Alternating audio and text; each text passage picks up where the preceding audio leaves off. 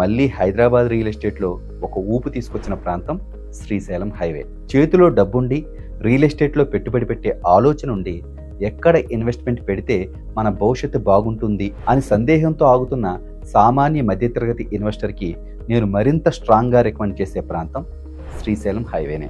ఈ ప్రాంతానికి ప్రధానమైన అనుకూలాంశాలు ఇంటర్నేషనల్ ఎయిర్పోర్ట్, ఔటర్ రింగ్ రోడ్ని ఆనుకుని ఉండడం, జిఎంఆర్ ఏరో సిటీ, దగ్గరలో ఉన్న star hotels, world class amenities, aerospace hub, TCS, Amazon, electronic city, fab city, Foxconn, అలానే మహేశ్వరం ఇండస్ట్రియల్ పార్క్. ఇక్కడ ఉన్న గ్రీన్ ఎన్విరాన్మెంట్లో ఆల్రెడీ ఎస్టాబ్లిష్ అయిన కొన్ని ప్రీమియం కమ్యూనిటీలు, ఇంటర్నేషనల్ స్కూల్స్ అండ్ కాలేజెస్, తొందరలో ఎక్స్పాన్షన్ కాబోతున్న శ్రీశైలం హైవే, ఇవన్నీ కూడా అతి కీలకమైన ఓఆర్ఆర్కి త్రిబుల్ఆర్కి మధ్యలో ఉండడం అన్నది కూడా అత్యంత ప్రధానమైన అంశం.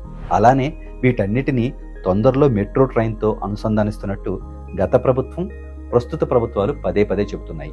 ఇక్కడ కాలుష్యరహిత నెట్ జీరో సిటీని, హెల్త్ టూరిజంను, artificial intelligence hub, skill universities, electric vehicle assembling units and IT ఇండస్ట్రీస్ను తీసుకొస్తున్నట్టు ప్రభుత్వ ప్రకటనలు తెలియజేస్తున్నాయి. దీనికి గల కారణం ఇక్కడ ప్రభుత్వానికి ఉన్న భూలభ్యత, international airport, ORR and triple R connectivity.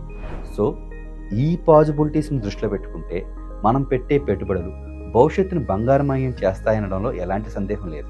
కానీ వచ్చిన సమస్యల్లా మనం ఈ ప్రాంతంలో ఎలాంటి వెంచర్లో పెట్టుబడి పెట్టవచ్చు, ఆ డెవలపర్కి ఉన్న క్రెడిబిలిటీ ఏంటి, ఆ సంస్థకున్న ఎక్స్పీరియన్స్, గతంలో చేసిన వెంచర్స్, అక్కడ వచ్చిన ఎప్రిషియేషన్, ఇవన్నీ బేరీజ్ వేసుకుని మాత్రమే మనం పెట్టుబడి పెట్టాలి.